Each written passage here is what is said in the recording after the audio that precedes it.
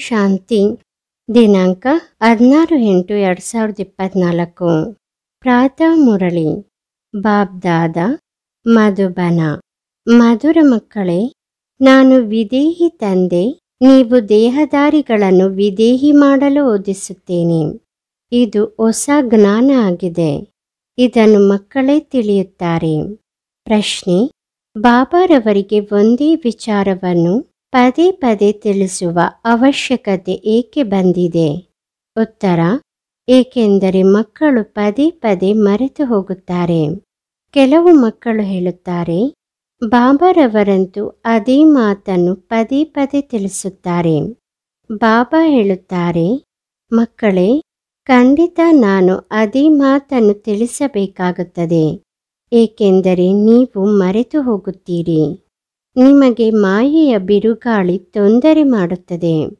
ಒಂದು ವೇಳೆ ನಾನು ಪ್ರತಿನಿತ್ಯ ಎಚ್ಚರಿಕೆ ನೀಡದೆ ಹೋದರೆ ನೀವು ಮಾಯೆಯ ಬಿರುಗಾಳಿಗಳಿಗೆ ಸೋಲನ್ನು ಅನುಭವಿಸುತ್ತೀರಿ. ಇದುವರೆಗೂ ನೀವು ಸತೋಪ್ರಧಾನರು ಎಲ್ಲಿ ಆಗಿದ್ದೀರಿ? ಯಾವಾಗ ಆಗುತ್ತೀರೋ ಆಗ ತಿಳಿಸುವುದನ್ನು ಬಂದ್ ಮಾಡಿಬಿಡುತ್ತೇನೆ. ಧಾರಣೆಗಾಗಿ ಮುಖ್ಯ ಸಾರ: ಜ್ಞಾನದ 3ನೇ ನೇತ್ರದಿಂದ ಆತ್ಮವನ್ನೇ ನೋಡಬೇಕು. ಸ್ಥೂಲ ನೇತ್ರಗಳಿಂದ ನೋಡಲೇಬಾರದು. ಅಶರೀರಿಯಾಗುವ ಅಭ್ಯಾಸ ಮಾಡಬೇಕು. 2. ತಂದೆಯ ನೆನಪಿನಿಂದ ತನ್ನ ದೈವಿ ನಡವಳಿಕೆಯನ್ನು ಮಾಡಿಕೊಳ್ಳಬೇಕು. ತನ್ನ ಅಂತರಾಳದಲ್ಲಿ ಕೇಳಿಕೊಳ್ಳಬೇಕು, ನಾವು ಎಲ್ಲಿಯವರೆಗೆ ಗುಣವಂತರಾಗಿದ್ದೇವೆ ಎಂದು. ನಾವು ಇಡೀ ದಿನದಲ್ಲಿ ಆಸುರಿ ನಡವಳಿಕೆಯಲ್ಲಂತೂ ನಡೆಯಲಿಲ್ಲವೇ? ವರದಾನ: ಸದಾ ಕೇರ್ಫುಲ್ ಆಗಿದ್ದು ಮಾಯೆಯ ರಾಯಲ್ ರೂಪದ ಛಾಯೆಯಿಂದ ಸುರಕ್ಷಿತವಾಗಿರುವಂತಹ ಮಾಯಾ ಪ್ರೂಫ್ ಆಗಿರಿ.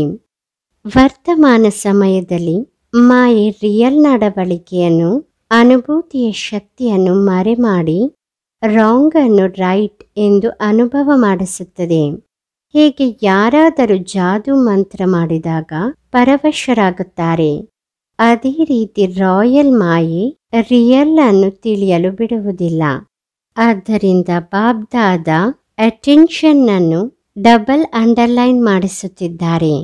ಆ ರೀತಿ ಕೇರ್ಫುಲ್ ಆಗಿರಿ. ಯಾವುದರಿಂದ ಮಾಯೆಯ ನೆರಳಿನಿಂದ ಸುರಕ್ಷಿತ ಮಾಯಾ ಪ್ರೂಫ್ ಆಗಿ. ವಿಶೇಷವಾಗಿ ಮನಸ್ಸು ಬುದ್ಧಿಯನ್ನು ತಂದೆಯ ಛತ್ರಛಾಯೆಯ ಆಶ್ರಯದಲ್ಲಿ ತನ್ನಿ. ಸ್ಲೋಗನ್: ಯಾರು ಸಹಜ ಯೋಗಿ ಆಗಿದ್ದಾರೆ ಅವರನ್ನು ನೋಡಿ ಅನ್ಯರ ಯೋಗ ಸಹಜವೆನಿಸುತ್ತದೆ. ಓಂ ಶಾಂತಿ.